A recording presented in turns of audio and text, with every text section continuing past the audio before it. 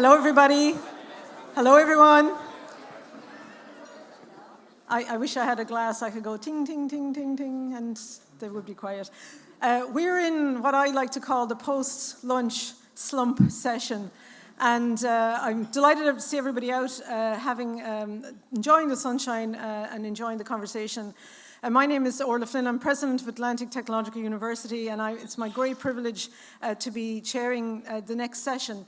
And this session is sponsored by the Northwest Tertiary Education Cluster, which is a partnership between ATU, Ulster University, Donegal ETB, and the Northwest Regional College. And I think we have a video, which is a work in progress, but we have a little video to share about a few of the things that we're doing. After that, we'll get going, and our panel is very much about reflecting on the journey that we've had so far, but very much trying to learn from that journey to position ourselves for a continued bright future. And delighted here to be joined by Helen Johnston, and we've met Helen earlier on, and Thevenet, Deputy Director of the Euro-Institut, Pamela Arthurs, Chief Executive of the East Border Region, and Duncan Morrow, Professor in Politics and Director of Community Engagement at Ulster University. So we'll play the video.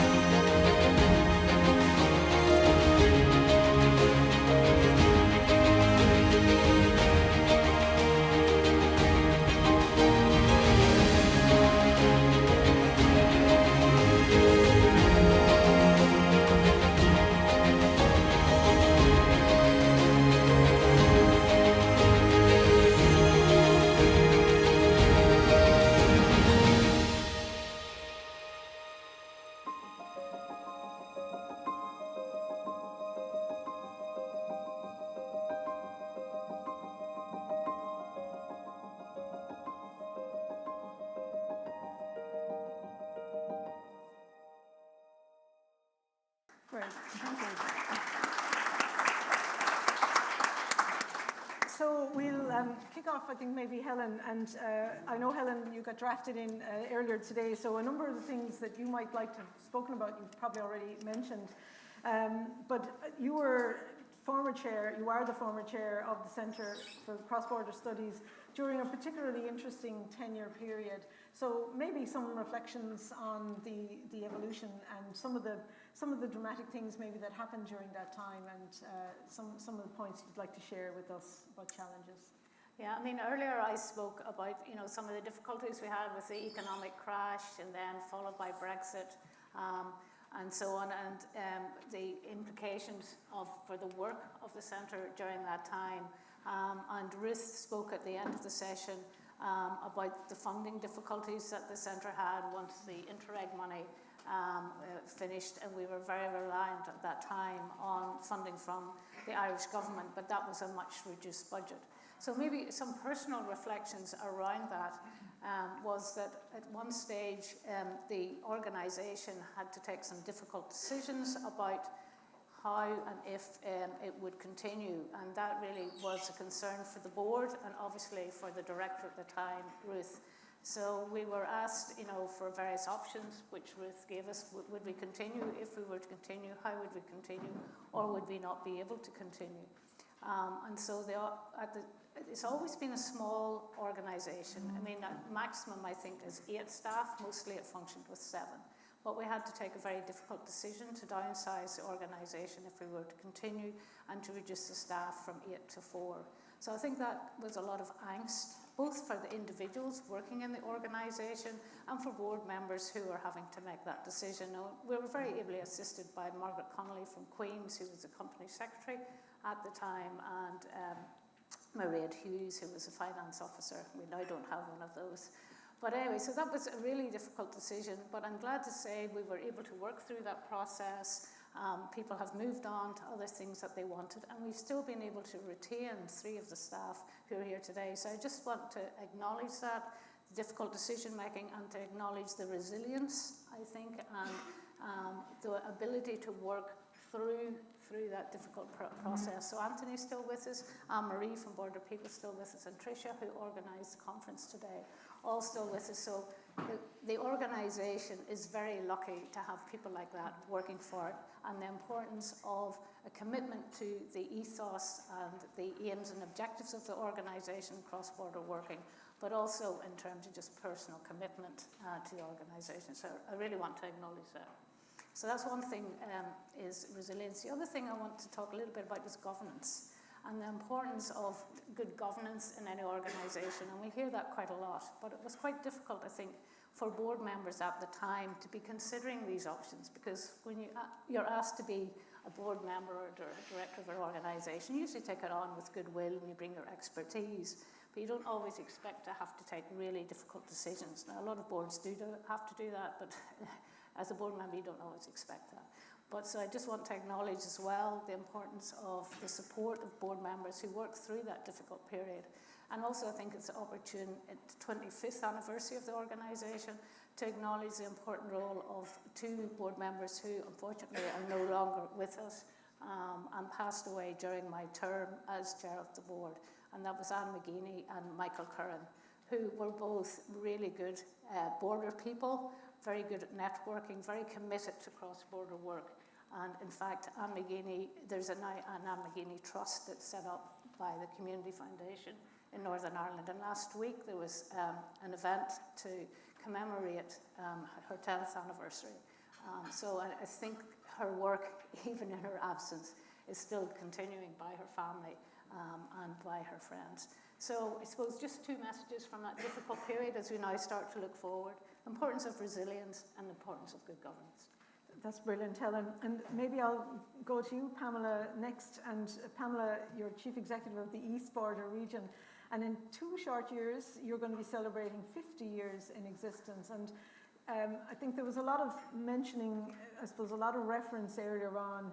I think Tom Henney in particular talked about sometimes things take a long time, and the importance of patience and giving things time and working through things. And to be going for 50 years is phenomenal achievement. So would you talk to us a little bit about that period of time, because you had the period up to 1998, Good Friday Agreement, and then after that. So maybe just a little reflection. Yeah. Well, we were established in 1976, and I, at this stage, would like to pay tribute to the local authorities. We're a local authority-led organisation that has been working on cross-border cooperation for almost 50 years. If you think back to the 1970s, and this hotel is the heart of our region. We comprise the local authorities of Louth, Monaghan and Meath, Newry and Mornan Down, Ards, Banbridge, Craigavon and Ards and North Down. So basically the east of the country between Dublin and Belfast. So at that stage in the 1970s, cross-border cooperation wasn't fashionable in any sense or form. And it was the elected members in the local authorities here who said, look, maybe back-to-back development isn't working and serving the border region as well as it should. There was an issue around resources going to the capital cities in both Dublin and in Belfast. And so they decided at that stage, let's turn round, let's face each other, and let's see, do we have anything in common? And from that stemmed the East Border region as we know it. So they very quickly realised we have so many things in common, and perhaps it would be better to collaborate and to work together. But the problem in the 70s, never mind the 80s, of course you had the backdrop of the political problems. And, mention was made this morning about Dermot Ahern, other key figures in government who began their cross-border career in organisations such as the East Border region. I should say at that early stage, the North West Group was also working away in the same vein, and indeed since 1996 our colleagues in the middle have been working together. But throughout those years, there really was no money. There were things that we wanted to do, but there was no money. Governments in Belfast or Dublin weren't interested. There was nothing there. And basically, we began to be a talk shop because we weren't actually able to do anything. The local authorities themselves had no money. So the first opportunity came from Europe in the form of the Interreg programme. And we grasped that opportunity, and we have continued to do so throughout the years since. But Europe really was the first time that there was money to do the work that we wanted to do on a cross-border basis.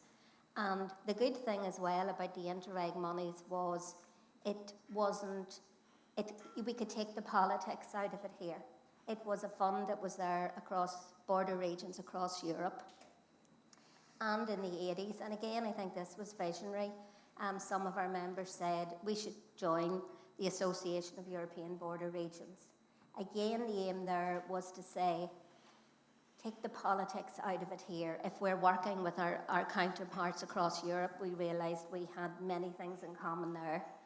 Then that was where we felt we fit. And that enabled our local authorities to work better together. Of course, the Good Friday Agreement, things changed. Cross-border cooperation became more fashionable. Governments started to become involved, and obviously our bodies. And again, especially EU Programme's body, obviously, as being our funder, primarily since that time, was key to us. But the early days, I would pay tribute to the elected members in particular, and throughout the whole period, they've always worked together. We in our organisation, I think why we're still here, we keep politics at the door. All our members are politicians. We've all the political parties on board. Since the Good Friday Agreement, we've brought the more unionist councils on board. We were the first organisation to have a DUP chair of a cross-border organisation.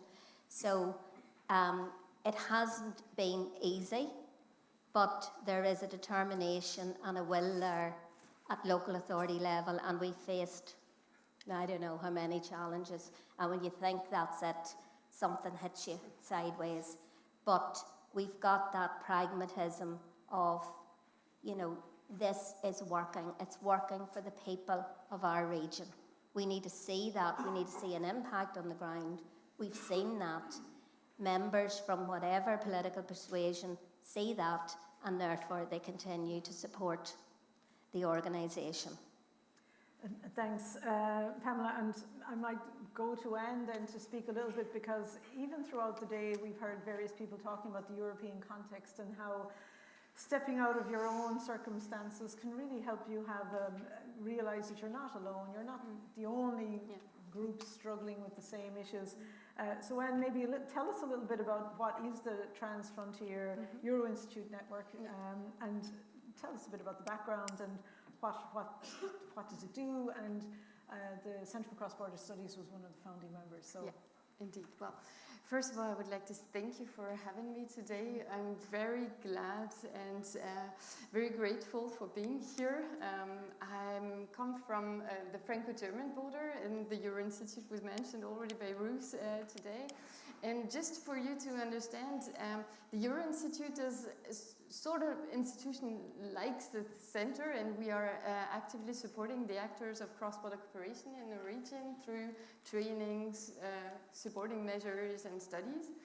And in that respect, I think it was 2008 or 2009, our both former directors from the Euro-Institut and Andy Pollack met. And it was, I think, something like love at first sight between our two institutions, because it began really to be very to the point with the impact assessment toolkit also that we worked on together and that Ruth mentioned before.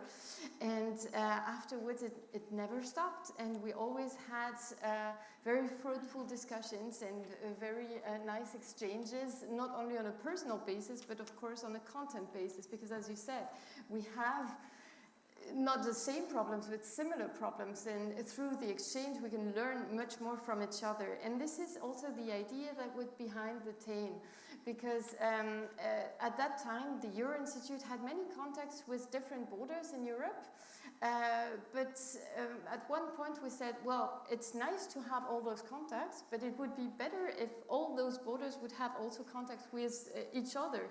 And so we decided, with all the different contacts and the CCBS, to create the TAIN in 2010.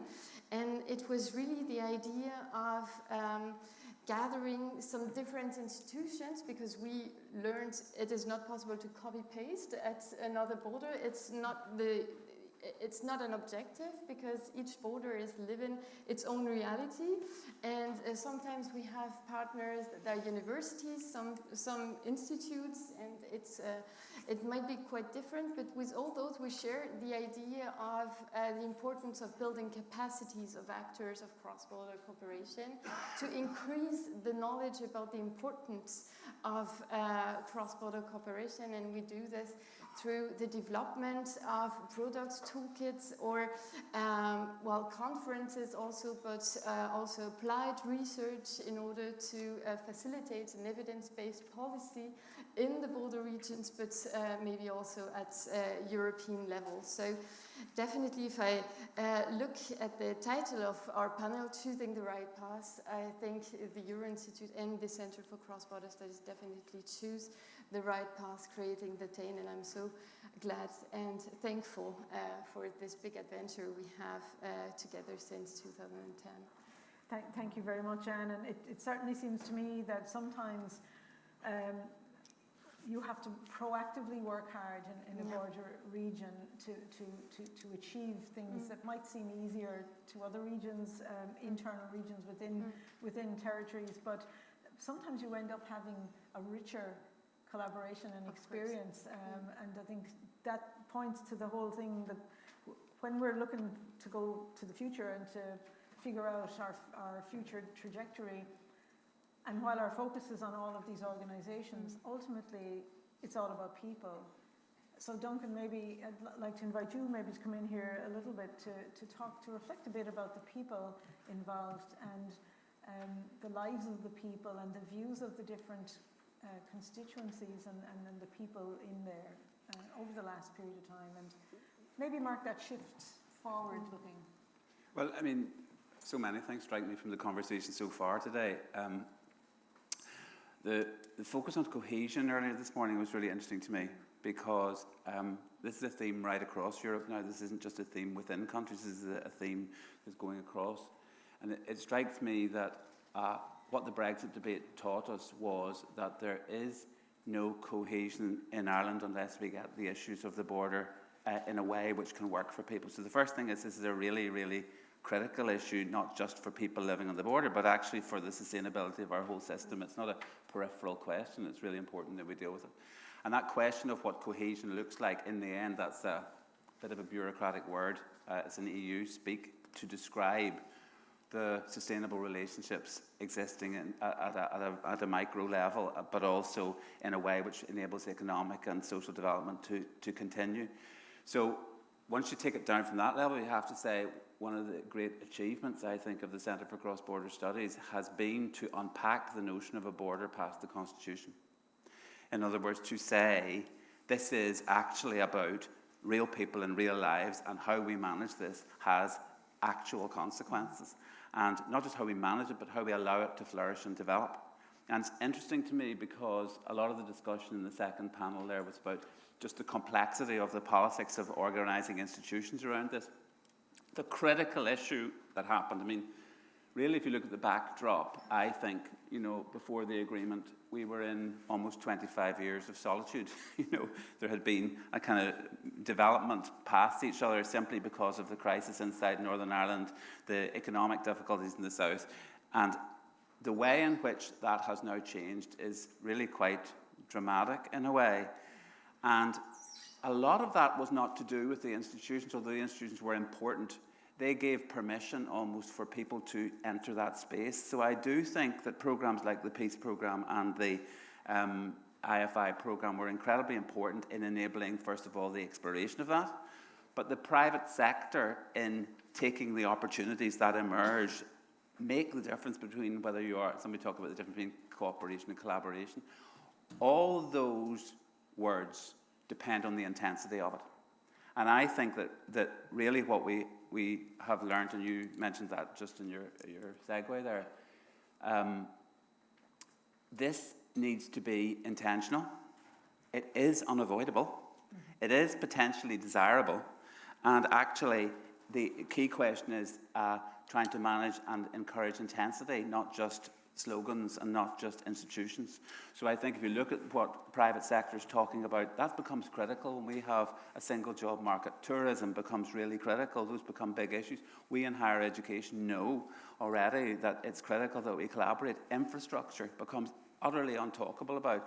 So we have, one way or another, I think, into the future, I mean, just to give a little bit of hope, I suppose, if you look at what cross-border work has had to manage in terms of shocks over the last 25 years, you're looking at the global crash, you're looking at Brexit, you're looking at COVID, you're looking at the Ukraine crisis and the cohesion crisis that has emerged across Europe, and you're now looking at AI. And I have to say, all of those things say that unless we find a way to deal with those in a way which deals with them as human issues, in which we collaborate together, let alone the environment, which I haven't even mentioned, the point is, I think into the future, this will intensify, not de-intensify, even at a very, very minor level. Let's take a final example. If wages start to diverge in the south from the north, that will have a massive cross-border effect. And if we build infrastructure which is inward-looking or goes across, then we will have big decisions to take around all those things. So I do think, you know, looking to the future, the core question is not, does the border matter? It's how are we going to utilise this to build intensity? And that's why I think study institutes like the cross-border studies are actually really massively important, because they provide a forum to turn our attention away from the sloganising and down to the practice. Mm-hmm. You unpacked a fair bit there, Duncan. I mean, I had written down here, yes, we had the global crash, we had Brexit, we had COVID, we had the Ukraine and the migration. But to tack AI onto that, I tell you that you've certainly covered it all. And I think, though, what you've said really brings it home to all of us, how hard it is to plan and to be strategic when you just get derailed seemingly by anything. There's elections, global elections, elections in Europe, local elections. Any of those things could have an enormous impact. So how then do organisations like yours strategize for a future path? How do you prepare for that? How can you plan actually for the future? And I might come back to you, Helen, and feel free to come in. Yeah, I might just start it off maybe by looking back a little bit to look forward, because as I look around the people in this room, I mean, we were fully subscribed today. So I think the fact that so many people want to come into this room to hear what people have to say, but just as importantly, I think, to connect with each other in the spaces in between, and to find out what people are really doing, what they're thinking about. So it's really encouraging, I think, then, that the conversation is opening up to look forward as well as back. So the starting point really is to connect with people, to find out what's going on. But then I think there probably is a little bit of thought needed by an organisation like the Centre for Cross-Border Studies about where their niche is and taking that forward.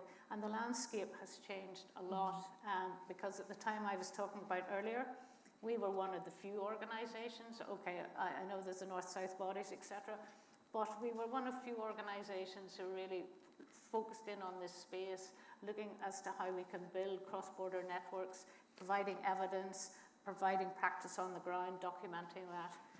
And now there are other organisations doing that, and I think that's a good thing.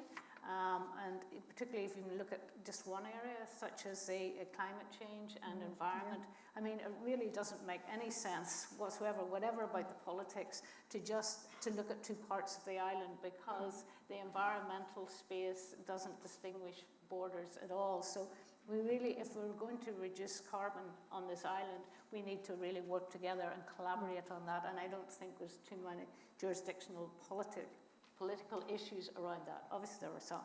So that's a space that we really need to look at, but what other organisations are working in that space and what contribution, if any, can the Centre for Cross-Border Studies make on that? And then there's other issues like the migration and so on. So I think we need to look at those bigger issues that people were talking about, look at the current landscape of North-South cooperation and see where an organisation like the Centre for Cross-Border sits and how we can bring value add to that. So Anne, would you like to... Europe that's changing.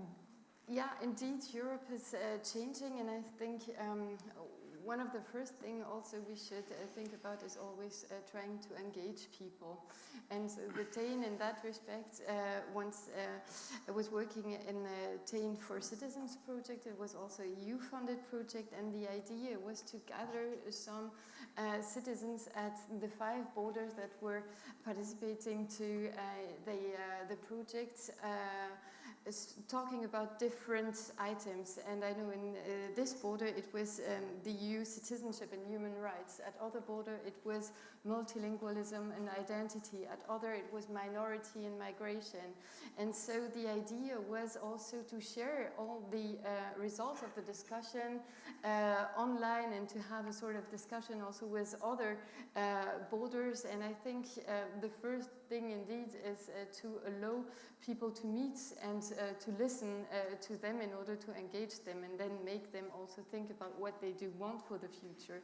This is maybe my first point, and then I will come back to the words of the minister today, and it's about educate people, education.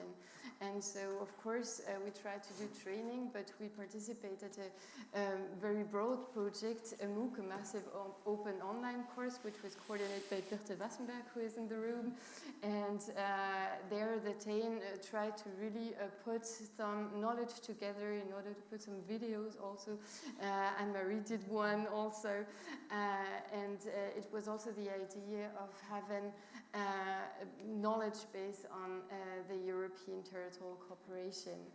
And after that, of course, one of our main point is also the research. But the research, maybe not the purely scientific, but also applied research. And then we had also the chance to work all together again, thanks Birte, within the Frontem project. And it was in order to talk about border management on the one side and border perception on the other side. To see how do local authority wants to work together or can work together, and also how people feel about that. And if you never had a look at it, I will say you can have a look at the platform that we did, which is a sort of journey between the 5 border regions with lots of interviews and with local people just telling how they feel about living in a border region.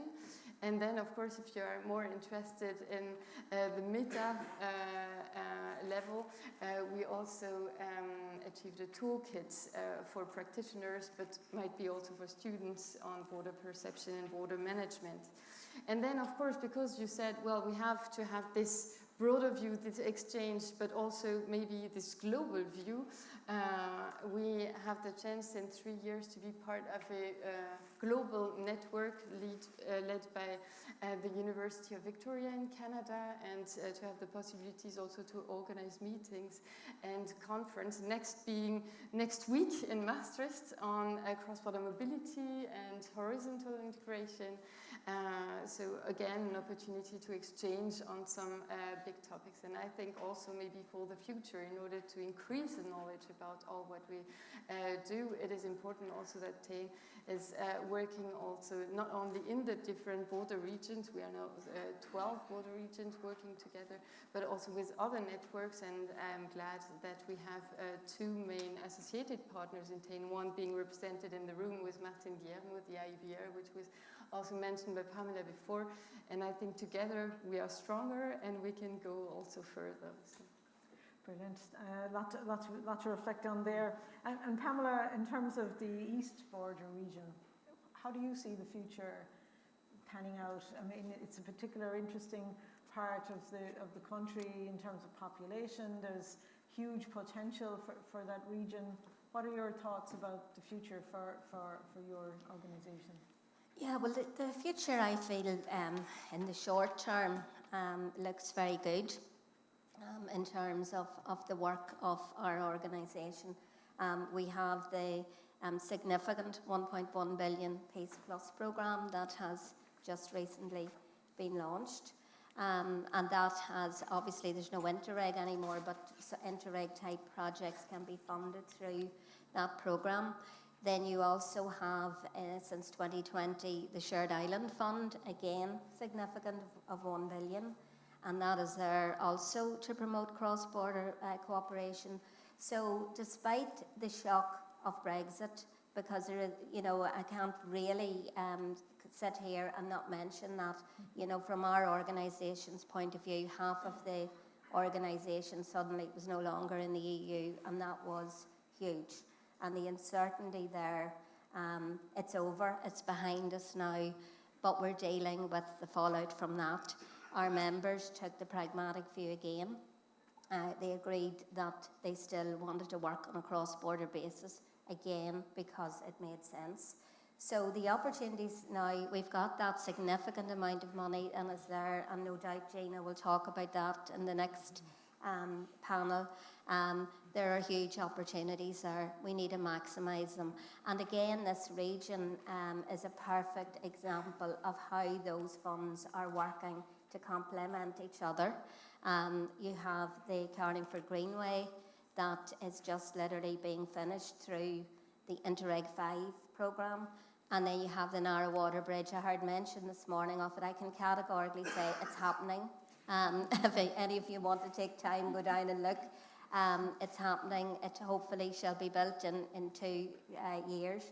And that just, the Greenway just basically passes where the Narrow Water Bridge will be. So one is Shared Island and the other is Interreg. And there's a host of projects across the Carlingford Lough area that have been funded through EU monies and now also bringing in the Shared Islands. So in terms of that, we do also have the track record there. Key challenges for us, and I think for any cross-border grouping, is always around capacity. Anthony mentioned it this morning. It's huge for us because cross-border doesn't just happen. Cross-border is difficult. And you need, in my case, I need to have elected members that want to work together. They don't just turn up at the table and know what they're doing and want to do so. They need to develop trust and respect for each other. That takes time. I then have an election a few years later and half of those members are gone and you've new members. Equally as important are the chief executives, the management teams, the officials and councils. And they don't just automatically work together either. The same process is there for them. So that's a consistent challenge. And again, that's where we need to keep building that capacity. Unfortunately, a lot of the funds that are there are, they have to be stronger outputs or whatever. So that capacity piece doesn't really feature in a lot of funding that's there. But to me, that's a forerunner to successful and consistent cross-border cooperation. So I agree entirely with Anthony's point this morning, that's critical. But in the short term, yes, cross-border cooperation in terms of East Border region, our local authorities are working well together. It looks good. I mean, for me, the issue, I want to repeat something I said before. It has to be intentional, but it is unavoidable. In other words, it is utterly essential. So I want to get to the point which says, it's not an opt-in. You can try to take it off the table, it'll come back on the table, and it will always come back on the table. So doing it well is actually in all of our interests to try to sort whatever the problems are. Actually, it's a critical function, I think. Looking at the scale of the problems that I've outlined that the centre has had to deal with, and Ireland as an island has had to deal with, most of them not originating here. I think adaptability in Darwinian terms depends on your ability to respond well to those circumstances, and relationships are critical to being able to respond flexibly and well, and to share information and so on, because the key tasks, as far as I can see, in this kind of very uncertain space are the capacity to problem solve together, to actually share information, to be able to come together and to actually begin to find solutions, but also the sufficient trust to allow people to innovate, to take risks. And actually that's where the private sector, I think, is really important, and the community sector is also taking risks, but it is enough trust that people can take risks with the space. And I think if I was to say what is the biggest single change over 25 years, having worked in this cohesion space for a long, long time, I think it is that what used to be called risk-taking now looks less risky. So people doing cross-border institutions, it's not really very new. What's interesting is it worthwhile? Is it good? Is it high quality? So looking at yourself, Orla, the work that we're trying to do in the Northwest is critical for both parts of that side of the border. If that bit isn't done, neither side will prosper. So it's utterly critical for the Northwest and for the integration of the Northwest back into the sense that it's part of, the border, the implications of the border, as listened to the Minister this morning, in Ireland, south of the border, I think we're mostly confined to the border region. But actually the whole economy of Ireland benefits from the opening up of this area. And it's getting that sense that this is crucial work. This isn't just add-on. And I think what Ruth said this morning to me as well sticks with me about how do we start to get this knitted into the way in Northern Ireland, sitting in Northern Ireland ministers think about innovation into the future, that this is part of our and that the work that's done here is, we can visibly see it being mainstreamed into policy. That would be my biggest dream, rather than just seen as a milk cow for money and we take a few projects, but it actually becomes part of the culture of what we do. Because I do think this isn't going away, like a lot of things, and I think we need to build it on that problem solving and trust building are nebulous concepts, but I'm telling you, if you don't have them, you notice it very quickly. Can I just maybe add a point to that? It's relevant, but you talked about taking risks, and I remember back when we started some of this work, it was about taking risks for peace. But I remember one a report that was produced by the Community Foundation for Northern Ireland at the time was taking calculated risks for peace. And I think that's what you're starting to get at. How can we all work together to figure out how to problem solve, to take the risks for peace building, reconciliation, and cross-border work. And governance matters in that. So intentionality in organisations and institutions, having some deliberate spaces. Sometimes you come together, sometimes where you're not all running off, but you're actually trying to coordinate some of that, and also identifying emergent problems that are coming down the pipe and emergent opportunities together. I think all of that speaks for good, light, well-designed, but good institution building, because it's beneficial to everybody. But I think that's actually a really interesting point, the idea that the good things that are happening as a result of the collaboration, they do benefit everybody. And there's a part of this which really should be about sharing the good stories, sharing the lessons that you've learned. And I suppose as somebody who spent a lot of my working life in Cork, it's just the border seemed a long ways away. And that point of having, I suppose, a healthy island of Ireland benefits everybody on the island. And I think the more shoulders there are to that wheel, the better. So I might stay with you, Duncan, and say, well, look, what lessons does the evolution of the border and the activities and the positive things, what lessons could that have for places outside of Ireland? Or what are some of the positive outputs that you feel other places could maybe benefit from? I actually would go as far as to say, that the alternative to collaboration we know what the alternative to collaboration looks like here. Internally in Northern Ireland, it looks pretty grim. In terms of the way it affected the border counties and the way southern development went almost with its back turned to the northern part, I think we've learned that borders have massive impacts, and those impacts permeate right down to the level of immigration. So the quality of life and community development, they permeate into the educational aspirations of people and where people see those aspirations as being. They permeate down to the sense of neglect that emerges in some places and degree of resentment, I think. And I think that part of what we've learned over the last 25 years is that actually, however difficult some of this stuff is, and we've heard some of the institutional difficulties, it's not difficult to point those out, this is a project that adds much more value than it costs. Nobody, I think, would go back to where we were previously in relation to the level of economic collaboration. The future in things like health and technology and so on and infrastructure is absolutely tied up with this.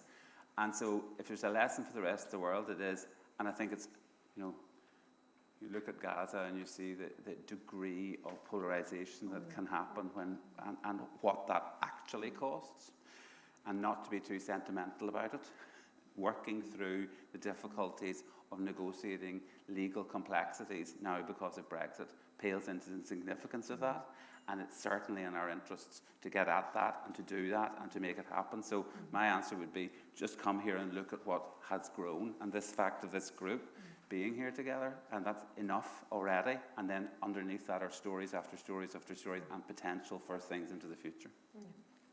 Yeah, maybe I'll add a couple of comments to that. I mean, I'm sure Gina will mention this in the next panel, but for example, in the Peace Plus, I think it's important in terms of building cross-border cooperation to look at the border areas, and that's where the programs basically have looked at, because they have been most impacted, and all the indicators around poverty and opportunity and so on, they come out worse. So there is a need to definitely rebuild that, but certainly in the Peace Plus it's wider than that. So even outside of the border region and the wider island, you can also avail of the funding, because it does impact much wider. And we heard this morning from the minister, who was living in Limerick and he came from Cork, that it was something happening up there. But yes, it impacts the whole island, and it should also then benefit the whole island, or the whole island should be working towards more support across the regions, maybe to look at it that way rather than making it north and south. The second thing I want to say was, back in the day when I worked in the Combat Poverty Agency, which is a long time ago, we were looking at how to rebuild, how poverty impact, how conflict and poverty interact with each other. And you mentioned Gaza, and I don't want to go there, but one of the things was the importance of economic and physical infrastructure, which of course is very important, and that has to be rebuilt. But what sometimes is forgotten, or is just as important, is the need to rebuild the social and the human rights structures around all of that. So in terms of thinking forward, those areas are just as important as the physical infrastructure, and I think you mentioned that as well, the importance of rights, which you maybe haven't discussed that much today, but that's certainly very important. And I suppose allied to that, there's the story of the two greenways that you referenced, and that mightn't be an institution of human rights, but nevertheless it's an opportunity to have families out, enjoying the amenities and enjoying what is around us, regardless of what your background is. And just say well done to you on that. Kind of a project like that does tend to bring people together. Yeah. And again, I would reiterate in terms of the new Peace Plus programme, yes, it does allow for areas further afield to become involved. Indeed, the shared island as well, because yes, as the Minister said this morning, he had no comprehension of the border. I remember a number of years ago, we as a grouping were invited to Orla by the then President McAleese, and some going over the Boyne Bridge, the Mary McAleese Bridge as it was then since called, and some of the members from Arge North Down had never physically been over that bridge. Which was, something of an amazement for many of us, because that meant they'd never actually been in Dublin. And then equally so, I worked with Newry and Mourne District Council in the early 90s, and we were twinned through a Cooperation North that was then a funding stream with Clare County Council. And I thought my problem would have been getting unionists involved in Newry and Mourne. But it was equally as hard to get people from Clare to come up to Newry, because they just didn't think that it was safe and all of that. And again, that was an eye-opener for me, because I thought the problem only is with us here in Northern Ireland, but it works two ways. And indeed, our members from the early stages in East Border, like the Dermot O'Hearns, like Dr. Rory O'Hanlon, talked about coming to meetings in Northern Ireland, crossing the border, subject to the being stopped and searched and all of that, and that being very difficult. But they kept that, the trials and the tribulations of cross-border work with them, again, when they subsequently went into government and were of a huge assistance. But I mean, it's I suppose we're an example of, we're working at that local, regional level. We've deliberately kept away from the rest of it, because we couldn't keep our politicians around the table if we were to become involved in the politics of it. We leave that for a different level. And we managed to do the practical, important, the greenways, the range of projects which we've been lucky enough to draw down money for and to implement in the region, which again we can point to and say that is success at a certain level. That is success for the people. And I would say the modernisation of the border corridor over the last 25 years has been, the EU funding has played a huge part The East in Border that. Corridor, let me just say. No, the whole border corridor. The whole border corridor. I mean, I remember the South Africans coming here in the 90s, and one of them said, reconciliation is not an event. And I think we've learnt that is true. I think the other thing we should probably say is the path does not run in a straight line. It goes backwards and forwards. Political issues, crises emerge, these things happen. And at various times, even at times in the Brexit crisis, the whole thing will fall down. It didn't. But I think the existence of intentional relationships, of institutions, of the capacity for people to make practical decisions that are not necessarily the same, and continuing with that does actually become part of the bulwark of keeping the longer term project on the road. Because those issues come back at you anyway. Where are people going to go for their hard operations? Where are people going to go? How are we going to deal with the environmental crisis? The energy market of Ireland is a unified energy market. There are a whole series of things which mean that we can't, you can say it's about reconciliation or it's about keeping the lights on. But those two things are actually closer than people want to imagine. And I think the intentionality of that and keeping that on the road is been very, very important. So resilience, building resilience into what looks like, lots of Nobel Peace Prizes and lovely speeches and all that kind of thing. And that is important, but at another level, it doesn't mean anything if the lights go off and people are at each other's throats and they're not managing practical issues. So it seems to me, and we'll open to the floor, we haven't a whole lot of time left, but the heading for our panel is choosing the right path. And it seems to me that while there are lots of things that you might plan, an essential would be that intentional engagement, the building the resilience, the building the capacity, the staying with it, the celebrating the small wins all the time, and that those kind of things must be a feature. I did like your point earlier around about the data and the evidence-based decision-making as well. I meant to come back on that one. So happy to open to the floor if anyone has any questions. Yeah.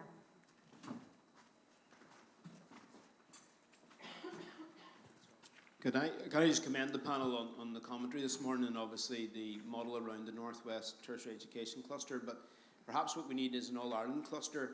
And it's just to follow on from something that Duncan and Pamela said, in terms of the school-leaving population that's going into higher education now on the island, there's some stark statistics that we need to take into account. So school-leaving population moving south to north, 11%, going from the south to UU and Queen's. And the school-leaving population moving north to south is 0.68% of the population. So we certainly have a big issue in terms of flow. Now, if you want to look at a juxtaposition, 5,000 or 34% of the school-leaving population in Northern Ireland will now go seek higher education in the UK. That figure in the south is 6%. So there are major issues around our young people and how they perceive the cross-border approach that we're all trying to advocate and work to. And I think we have a really big job of work to do there. My argument would be, and I'm sure Malachy and Duncan and others and Orla would agree, that the reason why that there is an increase in young people seeking third-level education in Belfast and in Derry and in Coleraine is because it's cheaper. There are obviously cost of living issues in Dublin, and that is driving people up north. Also, the fact that you no longer get free fees in Scotland's had an impact as well post-Brexit. So there's a range of nudges and things that are happening, and obviously we're advocating strongly for the growth of McGee with Duncan and Malachy and our colleagues in the Northwest. But I do think that we need to actually try and grasp this nettle somehow. I'm proposing a problem. I've always argued that higher education and further education should have been an area of cooperation in Strand 2 at the very start. I see a lot of heads nodding. That should have been the case. It's not the case. We could probably maybe elongate the education piece. But I do think we have a significant piece of work to do, not only in the innovation and research space, which is excellent, but in how we try and help student flow, because that will make for a better island for all of us. Thanks, Ryan. Don't know if anyone wants to comment on that. I mean, yeah, I'll maybe start off. I'm sure the others have something to say as well, but just to say under the Shared Island Initiative as well, the ESRI has done specific research on this, and you've quoted some of those. Another factor is how the CAO points are operated in the south, that it's more difficult for, there's timing issues, and you need to have something like four A levels, I think, to meet some of the criteria. So people are aware of these issues. It's how we work and problem solve around them, because they're certainly very important for a whole number of reasons. To come back even to the economy on the island, we are now short of workers and short of skilled workers in certain sectors. So how can we ensure that people here on the island can be educated and qualified and trained to take up those jobs? So we need to see the bigger picture sometimes, rather than just what's happening locally. And obviously there's a funding issue as well, but I'll maybe let some others pick that up.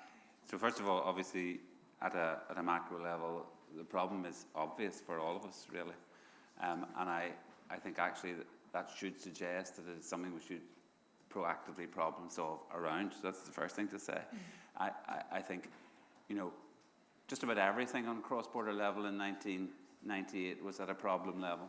And so the fact that we're now onto some of these bigger ones, and actually very strategic ones, I think is both a sign of progress, but also a potential red light or warning light about where we haven't got to. So good point. Second thing is, I think the Northwest cluster is potentially one of the ways in which we can begin to explore changes of this, because it is extremely clear that both the economic future of the Northwest in terms of Donegal and the future of Derry as an educational centre are tied together, and that at some level or other a close collaborative relationship there is inevitable, and it has to happen. So what I would say is there are opportunities in the micro level to use the cluster itself to resolve those things in a problem-solving way. And I think it's very, very encouraging, the atmosphere that exists on that cluster, because there is a common cause and there is a recognition that people are at different stages, but that we have some kind of investment in a common future together. So we have to resolve those questions. And then the second one, which is, it would be important for the universities, I think, to start to advocate together for what some of the changes would make a difference for us to do. So I think identifying some of the CAO and UCAS issues which have resulted in practice in two parallel streams running in that way. What are we suggesting to government? I think CAO has its own problems at the moment. So I think there may be opportunities in the current situation. So that work has started now with the pilot programme through Universities Ireland, and it will be really interesting to see. We certainly, in our performance agreement, are looking to increase the numbers in terms of that cross-border mobility. I think we have time for just one more question. I don't know if anyone wants to come in. I think, Rose, you had your hand up.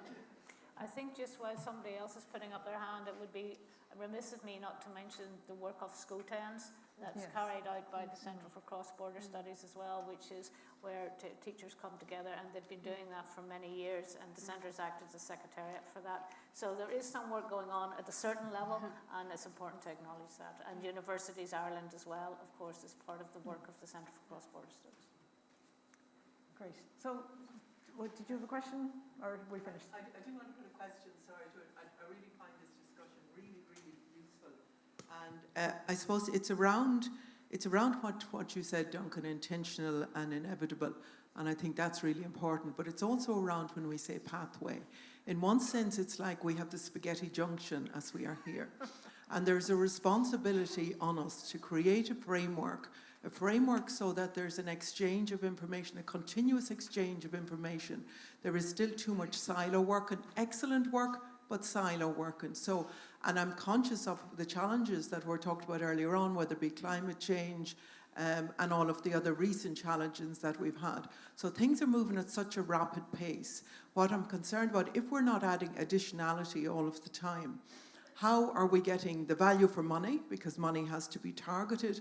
And how are we learning from each other? And how are we all the time moving things on and sharing? So how would you see that looking, either in a digital framework or organisational framework, that we can set that up, or that the Irish government, I would see it as their responsibility to set that up. Also that we are really getting to the hard-to-reach voices. We have a unique opportunity here to create something really good, really new, where everybody is brought along and where there is nobody left behind. And I really think we can do it. We have wonderful expertise here, including on the panel today. And Orla, congratulations on all the work that you're doing. You're doing marvellous work. Combat poverty, getting rid of combat poverty was one of the biggest mistakes that was ever made here. So thank you. So unfortunately, we have 1 minute left, and I'm afraid that to answer a comprehensive response to the question you've asked would probably take us another hour. So we do have about a minute left. So what I might do is I might just maybe get one comment from each of our panel to close out, and we'll close the session. So well, I'll start one sentence, which is I think there's a huge piece of work to be done in information sharing and data collection, and I think that potentially that's a real area which allows us to talk together in a more coherent way. I would say be flexible, be ready to change and adapt, and just keep going. And I will say, well, hearing the conversation, it brings me also to my reality, and I tried not to compare, but to take some ideas, and maybe I was thinking, well, this would be nice to exchange a little bit more on that. And this is actually the reality of TAIN, that we work, of course, on projects, but we want to increase the dialogue platform that we have within TAIN. This is the goal in the next years, and I think thereby we can achieve much more within Europe, because also the cross-border cooperation, it's a story of persons. And again, I'm thankful that I had the chance to work with Andy, with Rose, and with Anthony within that great adventure. Thanks, Anne. And the last one too. Yeah, opportunities like this where you can get people in a room to share ideas and take things away are so important, and so long may events like this continue. Thanks very much. So my thanks to everybody on our panel, and maybe some more of those themes might be explored in the next panel. Gina, I think you have a big task ahead of you. So my thanks to everybody, and we look forward to the next part of the afternoon. Good night.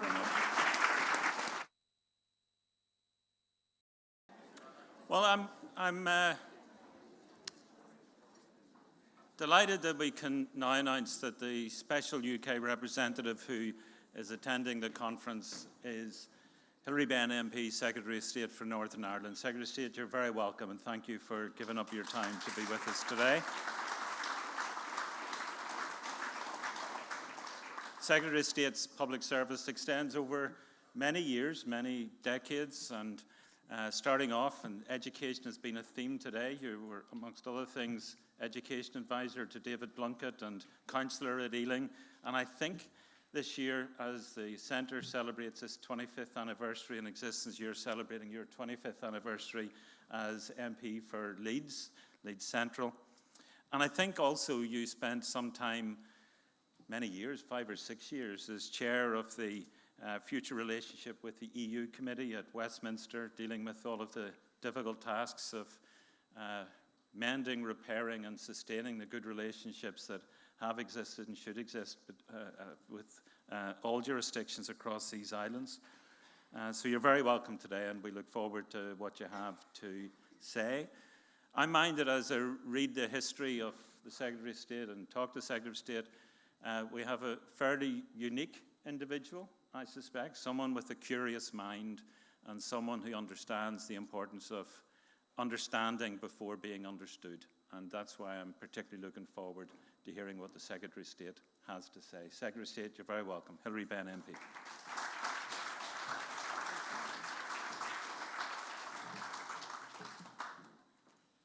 Well, Peter, thank you very much for that kind introduction, and thank you, Anthony, for the invitation to address you today. Now, I gather it is your birthday.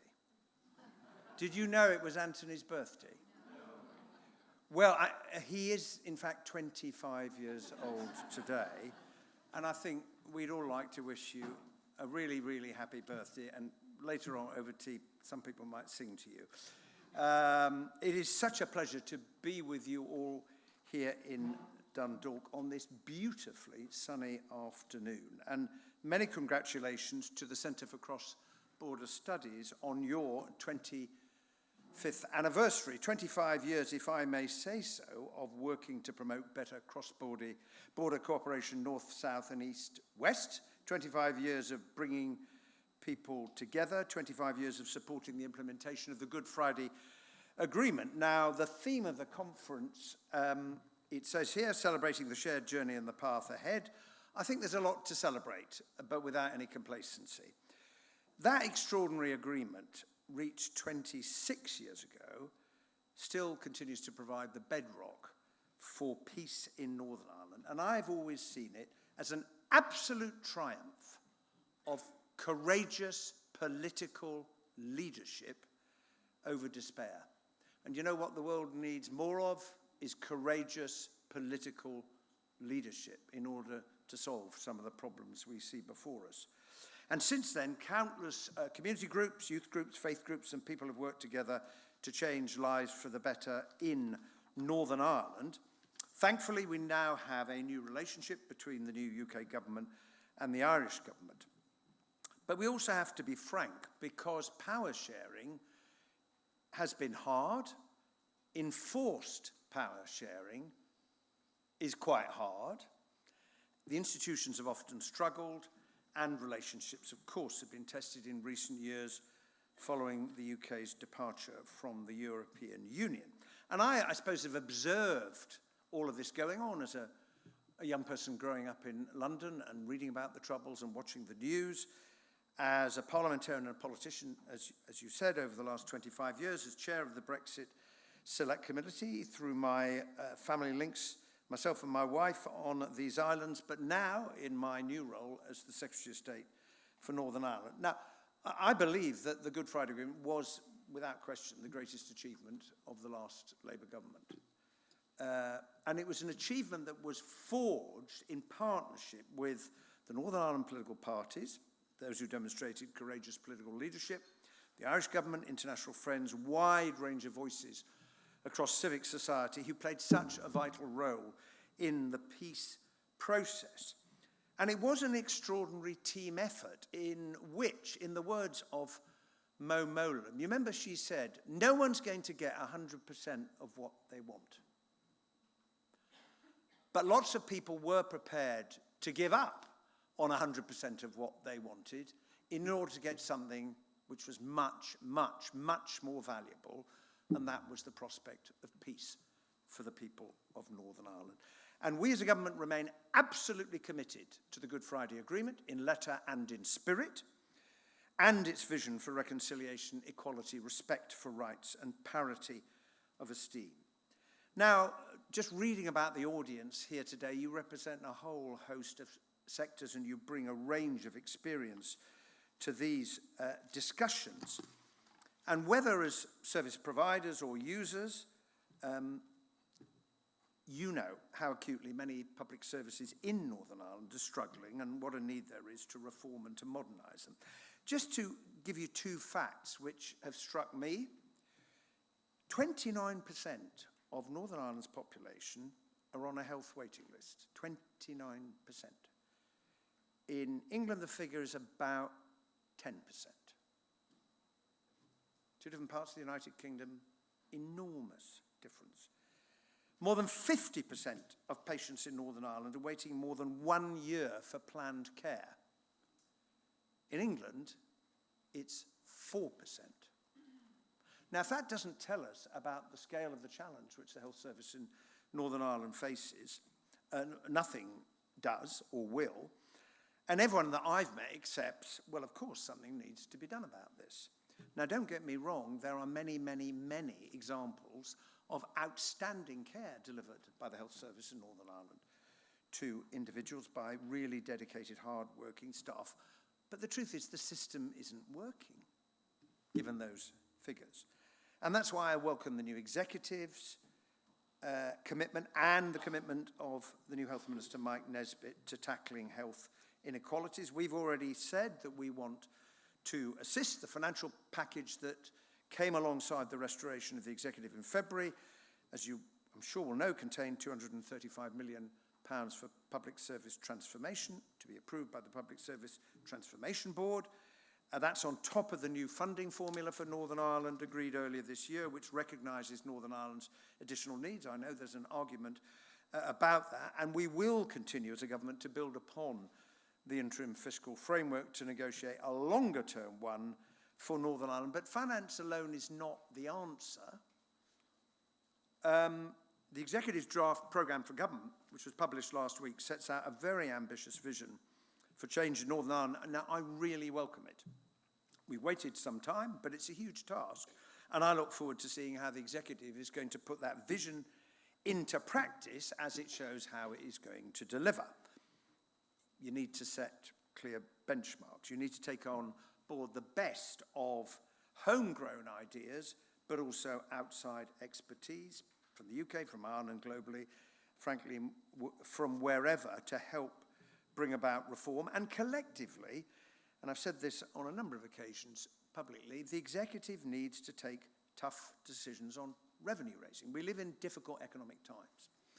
The UK government is grappling with that as we speak. But if you can raise more revenue, then it helps you to tackle the challenges you're facing and to begin to fund a process of reform and to improve the delivery of public services. Now, we're really keen to support this as a government. We want to, of course, boost economic growth, because that's another way that you raise funds for all of the things that we would like to see happen. We want to make Britain a clean energy superpower. We want to ensure we have safe streets, break down barriers to opportunity, and, of course, build an NHS fit for the future. And we really look forward, I look forward, to working with all of the devolved governments to deliver on the new government's missions, including the Northern Ireland Executive. And, you know, understanding what the issues are, sharing best practice, building links across the UK to identify how we can support the Executive to deliver are all really important. Now, the second matter that we have got to address is to agree an approach to dealing with the legacy of the past. In recent months, I have met many families who lost loved ones in the Troubles. And the pain they felt then is still, in a way, just as raw today. And I must be frank with you, I have found some of those conversations, some of the description of what actually happened to their loved ones, very, very painful to listen to. But my pain is nothing compared to theirs.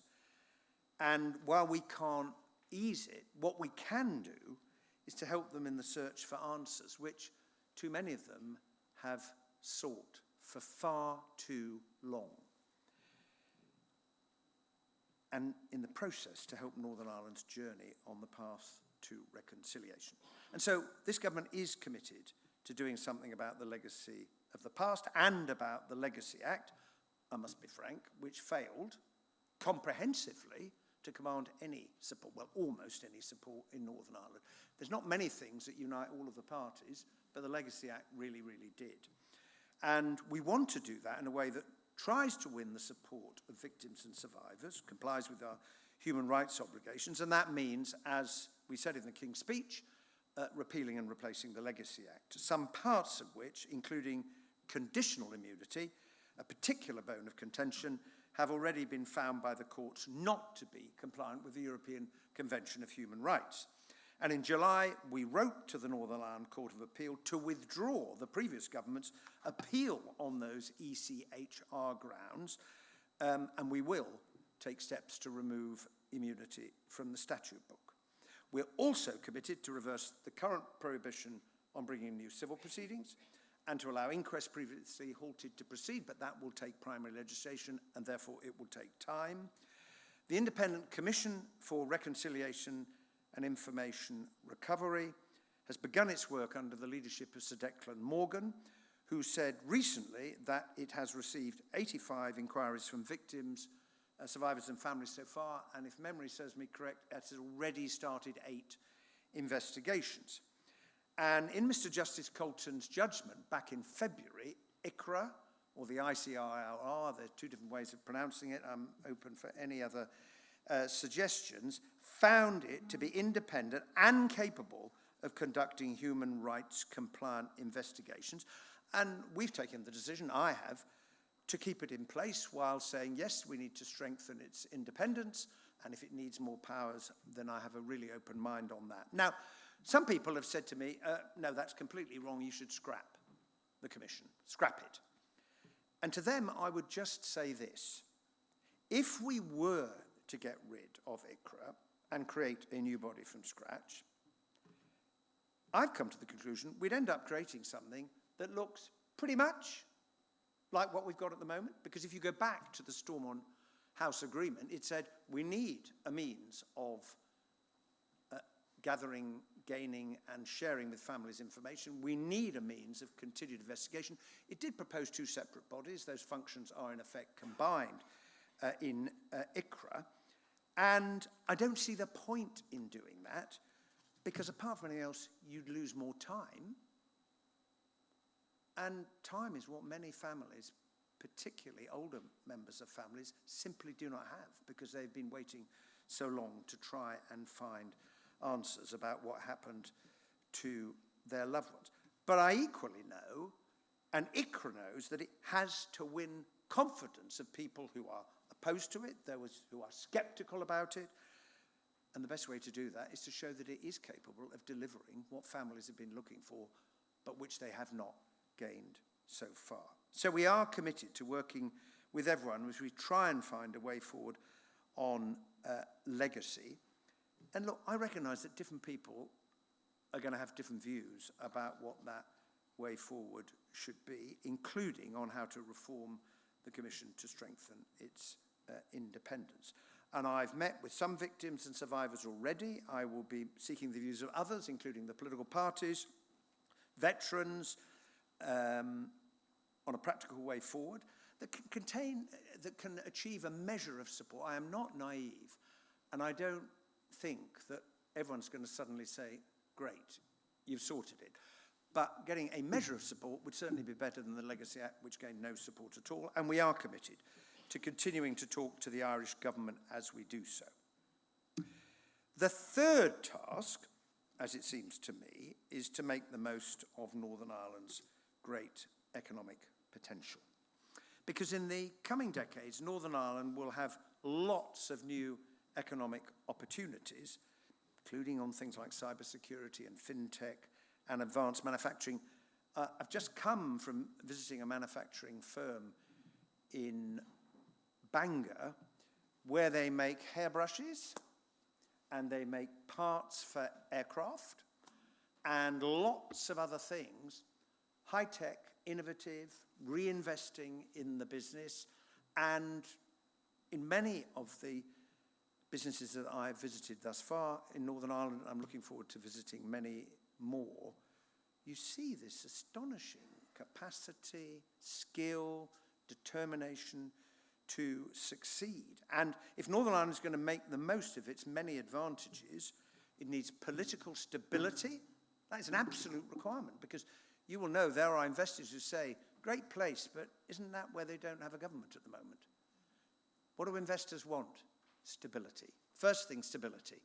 And that's for the political parties to deliver the right skills, the right infrastructure. And there is so much to offer investors, and the proof of that is found in all of the companies that looked at Northern Ireland and said, you know, there's something here that we can build upon, and they have done that, and they're making a success of it. And they are the best people to tell others, We came here, or we invested in here, or we're from here. Look what we've done. Why don't you come and join us? Now, we are committed to supporting Northern Ireland as it builds on its unique trading position in relation to the EU. The firm I visited this morning said, hey, it's wonderful having access to both markets. Absolutely wonderful.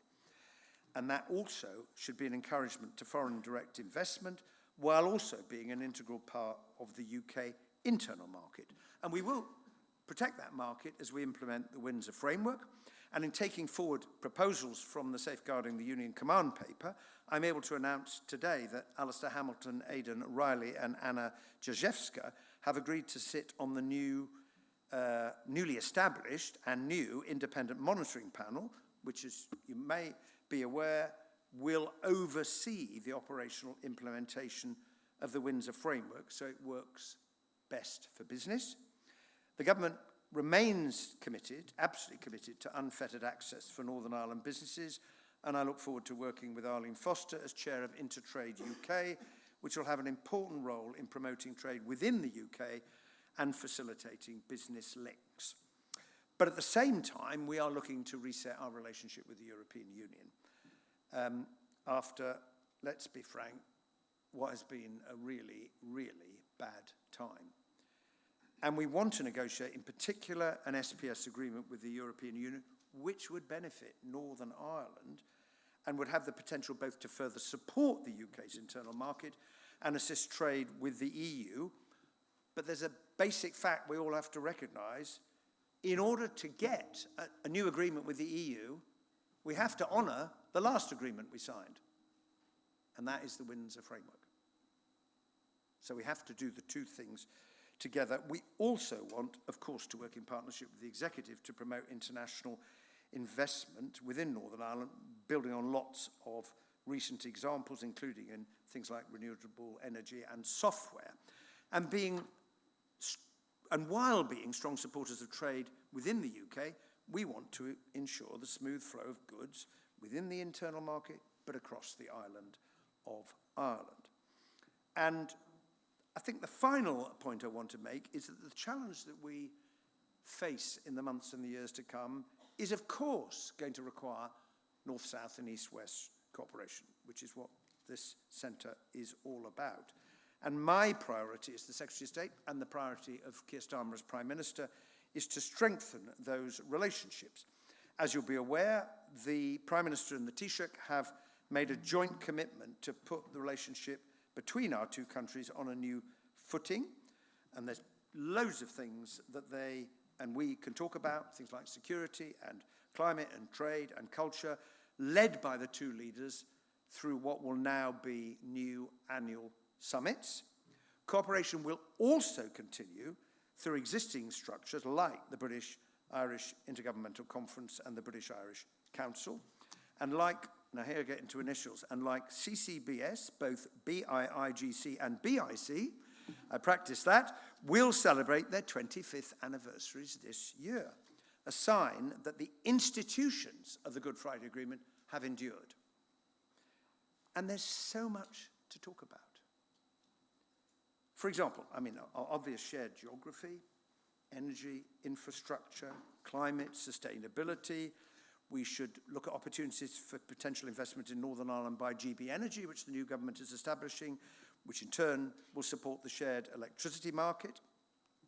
And let's be honest, given an increasingly volatile world, it makes sense to collaborate as together we grapple with threats such as cybersecurity, terrorism, particularly the rise of right-wing terrorist groups, organised crime, the threats posed by Russia and other states to the security of our nations.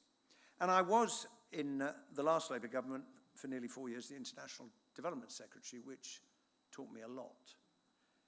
But one of the things I came to understand better than before I took up that post is that when you think about the great challenges that we face as a world, climate change, how we regulate and deal with trade, the movement of people across the globe, whether that is the search for a better life or fleeing conflict, we will have to work with others to deal with those. There is, humankind is more interdependent at this time in human history than in any previous age. And as I am prone to say, by the time my grandchildren reach my age, they will be sharing the planet with about 10 billion other people. 10 billion. And we've only got the one planet, and we are going to prosper, survive, live together as one country. And how do you advance the interests of a country? How do you protect the interests of your country?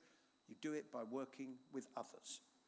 And we have a shared responsibility as co-guarantors of the Good Friday Agreement, of course, for peace in Northern Ireland. Now, earlier this year, I visited the new Shankill Women's Centre in Belfast. I don't know if any of you have been there, which works with women in the surrounding community. That was made possible by Peace 4 funding, with a contribution from the UK government. We're investing some £730 million in the current Peace Plus programme, alongside contributions from the Irish government and the European Commission. And I look forward to learning more about how it's making a difference in communities, with young people, supporting economic development and building peace. Think about the UK as a whole. We also want to strengthen our relationship with the devolved governments in Scotland, Wales, and of course Northern Ireland. We will establish a new Council of the Nations and Regions to enable the Prime Minister, the heads of the devolved governments and mayors of combined authorities to work with each other. We will continue to strengthen cooperation between Northern Ireland and other devolved governments through the East-West Council. And while being strong supporters of the Union, this government, this Secretary of State, see no contradiction in also being supporters of North-South cooperation, which of course extends much more widely than simply government-to-government cooperation. Now, the last thing I wanted to say is, looking at the list of the people and the organisations that you represent who are here today, you've got such expertise and such experience and such passion and commitment. In the community and voluntary sector, you get the communities you work in, because that's what you do every day. In the business community, you create prosperity on which the rest of us depend. And in our academic and research institutions, you help us to understand the world today as you help prepare us for the world of the future.